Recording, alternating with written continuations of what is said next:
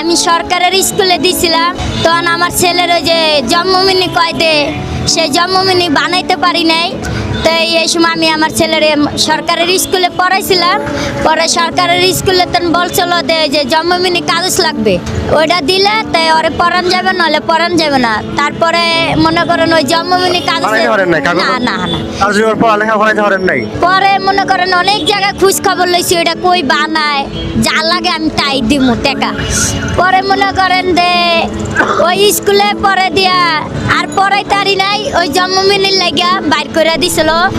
পরে বাইর করে দিছে, পরে দিয়া কয়েক মাস পরে আমি খোঁজ খবর লইয়া পরে পাইছি এই নগবনে বলে বানায়। পরে দিয়া ওই কি কয়েছি কমিশন না কি এডি, তো হেডি তো ভাই আমরা মনে করেন যে চিনি না জানি না।